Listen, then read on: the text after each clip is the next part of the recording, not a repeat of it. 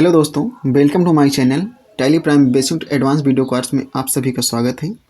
यह है टैली का पार्ट 6 जिसके अंदर हम लोग सीखने वाले हैं अकाउंटिंग के बारे में। जो कि टैली प्राइम अगर आपको सीखना है यानी कोई भी आपको सॉफ्टवेयर सीखना है अकाउंटिंग, तो सबसे पहले आपको अकाउंटिंग आना बहुत ही ज़रूरी है, क्योंकि ये उसका बेस होता है। बिना इसके आप कोई भी सॉफ्टवेयर को रन नहीं कर सकते हैं। यानी बेसिक अंडरस्टैंडिंग आपको होना बहुत ही ज़रूरी है।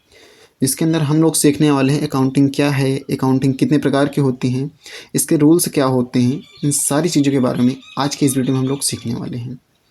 तो बने रहिए इस वीडियो में लास्ट तक, आपको बहुत ही कुछ सीखने को मिलेगा। तो चलिए शुरू करते हैं आज के इंटरेस्टिंग टॉपिक। सबसे पहला सवाल आपके सामने बहुत ही देर से स्क्रीन में दिख रहा है, व्हाट इज अकाउंटिंग, यानी अकाउंटिंग क्या है। तो हम बात करें किसी व्यापार या व्यवसाय के वित्तीय लेन देन का लिपिबद्ध रिकॉर्ड रखने, उसका वर्गीकरण करने, सारांश प्रस्तुत करने, उसका विवरण तैयार करने और उसका विश्लेषण करने की कला को ही अकाउंटिंग कहते हैं। ये आपकी सिंपल सी परिभाषा हो जाती है। अगर इसको हम सरल भाषा में समझें, अगर आप कोई व्यापार चला रहे हैं तो उसमें जो भी प्रत्येक दिन ट्रांजेक्शन होते हैं, जो भी आप खरीदते हैं, बेचते हैं, सैलरी देते हैं, रेंट देते हैं, उस सब का रिकॉर्ड, यानी उसको बारी बारी से लिखते जाइए।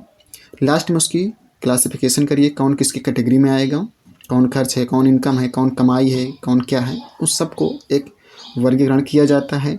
उसकी समरी बनाई जाती है। उसके बाद एक रिपोर्ट तैयार की जाती है, जिससे हम लोग अपने बिजनेस का आइडिया लगा पाते हैं कि हमारे बिजनेस में लाभ हो रहा है या लॉस हो रहा है।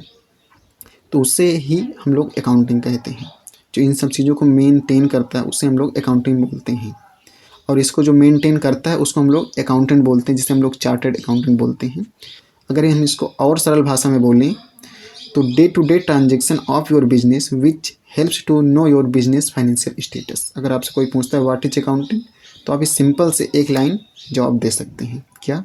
Day to day transaction of your business which helps to know your business financial status. यानी प्रत्येक दिन का जो ट्रांजेक्शन है आप उसको रिकॉर्ड करिए, और जिससे हमें पहचान मिलती है कि हमारे बिजनेस का फाइनेंशियल स्टेटस क्या है, लाभ हो रहा है, लॉस हो रहा है, ये सारी जानकारी हमें मिलती है।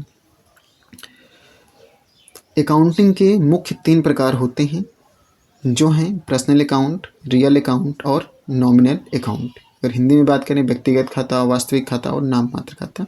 ये टोटल 3 प्रकार के खाते होते हैं अकाउंटिंग के, और इन्हीं 3 खातों को समझना होता है हमें अकाउंटिंग के अंदर। तो चलिए शुरू करते हैं, एक एक करके हम आसानी से इसको समझते हैं। सबसे पहला है पर्सनल अकाउंट। पर्सनल अकाउंट हम लोग किसे कहते हैं? जो किसी व्यक्ति, संस्था या उनके प्रतिनिधि से संबंधित खाते होते हैं, उन्हें व्यक्तिगत खाते कहते हैं। जैसे मनोज नाम के किसी इंसान का खाता हो गया, या कोई ऑर्गेनाइजेशन है, जो कोई चैरिटेबल ट्रस्ट है, उसको भी हम लोग पर्सनल अकाउंट के अंतर्गत रखते हैं। पर्सनल अकाउंट टोटल 3 प्रकार के होते हैं। पहला होता है नेचुरल पर्सनल अकाउंट, जैसे राम, श्याम, मोहन, कैपिटल इन किसी भी व्यक्ति का नाम हो गया, वो हमारा नेचुरल पर्सनल अकाउंट के अंतर्गत आएगा। दूसरा है आर्टिफिशियल पर्सनल अकाउंट, इंश्योरेंस हो गया, बैंक हो गया, ऑर्गेनाइजेशन हो गया, क्रेडिटर हो गया, डेटर हो गया, etc। तीसरा है रिप्रेजेंटेटिव अकाउंट, जो है आउटस्टैंडिंग सैलरी, आउटस्टैंडिंग रेंट। अब आपको ये समझ में नहीं आ रहा कि आउटस्टैंडिंग क्या है, ये सैलरी क्या है एंड रेंट क्या है। ये ऐसी सैलरी होती है जो कि आप अपने अकाउंट में, यानी अपनी बुक में आप उसको नोट तो कर लें कि हमें सैलरी देना है, लेकिन उस एम्प्लॉय को अभी तक सैलरी दी नहीं गई है। तो ऐसे सैलरी को हम लोग आउटस्टैंडिंग सैलरी बोलते हैं, यानी जो बकाया सैलरी होती है या बकाया रेंट होता है, उसे हम लोग आउटस्टैंडिंग सैलरी बोलते हैं। अगला नंबर है हमारा golden rules of personal account. Personal account के अंदर वैसे सभी अकाउंट आ जाते हैं, जिससे हमें ये पता चलता है किससे कितना पैसा लेना है या किसको कितना देना है। अब इसका रूल्स क्या कहता है? पाने वाले को डेबिट करो, डेबिट द रिसीवर, देने वाले को क्रेडिट करो। मान लेते हैं जैसे 2 व्यक्ति हैं, तो एक व्यक्ति पैसा दे रहा होगा, दूसरा व्यक्ति पैसा ले रहा होगा। तो जो व्यक्ति पैसा दे रहा है वो होता है डेबिट, और जो पैसा दे रहा है वो हमारा क्रेडिट होता है, और जो व्यक्ति पैसा ले रहा है वो हमारा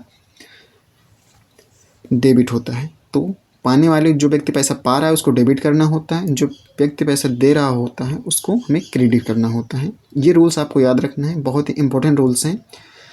तो हर अकाउंट में 2-2 रूल्स पाए जाएंगे, यानी टोटल 6 रूल्स होंगे, और इन 6 रूल्स के आधार पर ही पूरी अकाउंटिंग चलती है। तो इसको समझना आपको बहुत ज़रूरी है। अपनी कॉपी में इसको नोट करके रखिए गोल्डन रूल्स को। अगला हमारा है रियल अकाउंट। रियल अकाउंट या वास्तविक खाता, जो खाते जो वस्तु, संपत्ति और अधिकार से रिलेटेड होते हैं वो हमारे रियल अकाउंट होते हैं। रियल अकाउंट के ज़रिए हमें अपने एसेट्स और लायबिलिटीज़ के बारे में जानकारी मिलती है। यानी कोई भी वस्तु हो गई या हमारी कोई संपत्ति है, अधिकार है, वो हमारा रियल अकाउंट के अंतर्गत आता है। रियल अकाउंट दो प्रकार के होते हैं। पहला है tangible real account.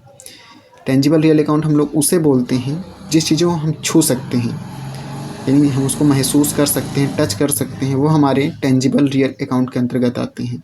Example, building account हो गया, फर्नीचर अकाउंट हो गया, व्हीकल है, मशीनरी है, कैश है। यानी कोई भी वस्तु हो जिसको आप टच कर सकते हैं, छू सकते हैं, महसूस कर सकते हैं, वो हमारा रियल अकाउंट के अंतर्गत आएगा। दूसरा क्या है, इनटेंजिबल रियल अकाउंट। गुडविल है, ट्रेडमार्क है, पेटेंट है, कॉपीराइट्स। अब ये चीज़ें आपके लिए नए शब्द होंगे। गुडविल हो गई, जैसे आप गोदरेज या सैमसंग के कोई फ़ोन ले रहे हैं, अगर आप सैमसंग की शॉप खोलना चाह रहे हैं, सैमसंग का नाम आप यूज करते हैं तो वो उसका गुडविल होता है। अगर आप सैमसंग कंपनी के बिना परमिशन के उसका नाम यूज कर रहे हैं तो वो कंपनी आपके खिलाफ लीगल एक्शन ले सकती है। तो वो उसका गुडविल है जिसका वो चार्ज करती हैं। ट्रेडमार्क है, पेटेंट्स है या कॉपीराइट्स है, जैसे हम लोग यूट्यूब में वीडियो डालते हैं तब आप कॉपीराइट्स तो आप बहुत नाम सुने होंगे। तो ये सारी चीज़ें जो होती हैं वो रियल अकाउंट के अंदर आती है, जिसको हम लोग टच नहीं कर सकते लेकिन उस पर हमारा अधिकार होता है, वो हमारा क्या होता है, रियल अकाउंट्स। अब इसका रूल्स क्या कहता है, इसका रूल्स ये है कि जो वस्तु व्यापार में आए उसे डेबिट करो, जो वस्तु व्यापार से जाए उसे क्रेडिट करो। एग्जाम्पल मान लेते हैं, हमें एक मोबाइल ख़रीदना है, तो अगर हम लोग मोबाइल ख़रीदेंगे वो एक वस्तु है, और जब हम दुकान में जाएंगे तो उसको हम लोग कैश देंगे तो वो भी हमारा एसेट्स है, यानी वो भी हमारी संपत्ति है। तो जो वस्तु व्यापार में आए उसे डेबिट करो, यानी आपके बिजनेस में क्या आया, मोबाइल आया, आपने मोबाइल लिया तो वो डेबिट होगा। फिलहाल बिजनेस में हम लोग कंप्यूटर या फर्नीचर वगैरह लेते हैं, मोबाइल की एग्जाम्पल लिया है। और जो वस्तु व्यापार से जाए उसे क्रेडिट करो, तो हमने उसको दुकानदार को क्या दिया, कैश, तो कैश क्या हो जाएगा, क्रेडिट। अगला हमारा है नॉमिनल अकाउंट, यानी नाम मात्र खाते। नाम मात्र खाते दो ही लाइन में है। नॉमिनल अकाउंट में इनकम और एक्सपेंस के बारे में जानकारी मिलती है। नॉमिनल अकाउंट्स हमारे बिजनेस के प्रॉफिट एंड लॉस से जुड़ी इन्फॉर्मेशन रखता है। इसमें कौन कौन से अकाउंट्स आते हैं, परचेज है, सेल्स है, इंटरेस्ट है, डिस्काउंट आपको जो मिला है या डिस्काउंट जो दिया जा रहा है, दोनों अकाउंट्स नॉमिनल अकाउंट में ही आते हैं। वेजेस जैसे मजदूरी होती है उसे हम लोग नाम मात्र खाते कहते हैं। कमीशन में है और रिसीवेबल पे है, कमीशन या हमें मिल रहा है या कमीशन दे रहे हैं, दोनों ही नॉमिनल अकाउंट में आएगा। यहाँ पे एक नोट दिया हुआ है, इस तरह के खातों की अवधि मात्र 1 वर्ष होती है। वर्ष के अंत में इनको trading profit and loss account में ट्रांसफ़र करके बंद कर दिया जाता है। यानी ये जितने भी अकाउंट हैं, जैसे आपका फाइनेंशियल ईयर समाप्त होता है, फाइनेंशियल के लास्ट में इनको क्लोज कर दिया जाता है और अगले साल से एक नई ट्रांजेक्शन शुरू करते हैं। तो ये है हमारा total types of account, accounting क्या है और उनके गोल्डन रूल्स। अब चलिए मान लेते हैं कोई व्यक्ति है, इसका गोल्डन रूल समझ लीजिए। सबसे पहले golden rules of nominal account. इसमें क्या होता है, सभी खर्च एवं हानियों को डेबिट करो, यानी जो भी खर्च हो रहा है या तो हमारा लॉस हो रहा है उसको हमेशा क्या करना है, डेबिट करना है। सभी आय और लाभ को क्रेडिट करो, यानी जो भी इनकम हो रही है, जो भी प्रॉफिट हो रहा है उसको आपको क्या करना है, क्रेडिट करना है। तो ये है कंप्लीट 6 रूल्स हो गए हैं और तीनों अकाउंट हो गए हैं। तीनों के टाइप्स भी हमने आपको बता दिए हैं। अगर इनको आप लिखना भी चाहें तो इसको आपको PDF भी मिल जाएगी, डिस्क्रिप्शन बॉक्स में देखिएगा, लिंक मिलेगी, वहाँ से आप PDF डाउनलोड कर सकते हैं। इसकी इस पूरी PPT की आपको PDF मिल जाएगी। अब हम लोग आगे बढ़ते हैं। मान लेते हैं कोई व्यक्ति है या कोई लेडी है जो अपना बिजनेस स्टार्ट करना चाहती है, तो सबसे पहले उसके पास बिजनेस आइडिया होना चाहिए कि वो क्या स्टार्ट करना चाहती है। मान लेते हैं वो एक होलसेल बिजनेस शुरू करते हैं या कोई ब्यूटी पार्लर चलाना चाहती है, कोई कॉस्मेटिक शॉप है, कोई भी छोटी मोटी शॉप हो सकती है जो एक आइडिया आया। तो बिज़नेस शुरू करने के लिए इम्पोर्टेंट क्या है, सबसे पहले आपके पास कुछ पैसा होना चाहिए, यानी कि कैपिटल, यानी आपके पास पूंजी होना चाहिए, कैपिटल अमाउंट होना चाहिए। अब कैपिटल अमाउंट या तो आप अपने घर से लेंगे जो हमारा कैपिटल है, या तो अपने दोस्तों से लेंगे, या तो आप बैंक से लोन लेंगे। इस 3 ही प्रकार से हम लोग कैपिटल को लाते हैं। यानी कैपिटल जो हमारे घर वाले सपोर्ट कर देते हैं, हमारे जो फ्रेंड रिश्तेदार जो होते हैं हम लोग उसे अनसिक्योर्ड लोन्स बोलते हैं, क्योंकि हमें जब हम इनसे पैसे लेते हैं तो हमें इनको कुछ भी देने की ज़रूरत नहीं होती है, ये हमारे अनसिक्योर्ड लोन्स होते हैं। अगर हम लोग बैंक से लोन ले रहे हैं तो वहाँ पे हमें कुछ ना कुछ सिक्योर करना पड़ता है। फॉर एग्जांपल हमें लैंड है या घर है या बिल्डिंग है, कोई ना कोई सिक्योरिटी ग्रुप में वहाँ पे कुछ जमा करना पड़ता है डॉक्यूमेंट्स, तब बैंक हमें लोन देती है। लेकिन जब हम लोग अपने रिलेशंस या फ्रेंड से लेते हैं तो हमें वहाँ पे ऐसी कोई भी ज़रूरत नहीं पड़ती है।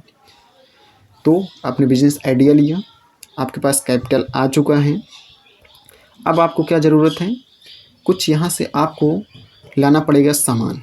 जैसे कि आपको फर्नीचर चाहिए, लैंड चाहिए, सब चीज़ें आपको वो ख़रीदनी पड़ेंगी। तो वह चीज़ें आप कहाँ से लाएंगे? तो आप होलसेल वालों से कुछ प्रोडक्ट खरीदते हैं या सामान खरीदते हैं, फर्नीचर खरीदते हैं, लैपटॉप खरीदते हैं। तो जिनसे भी आप सामान खरीदते हैं वो हमारे सप्लायर होते हैं। जिनसे भी आप सामान खरीद कर लाते हैं अपने बिजनेस के लिए, उन्हें हम लोग सप्लायर बोलते हैं। और जिनको आप सामान बेचते हैं वो हमारे कस्टमर होते हैं। तो सप्लायर को हम लोग लेनदार भी बोलते हैं और कस्टमर को हम लोग डेटर भी बोलते हैं।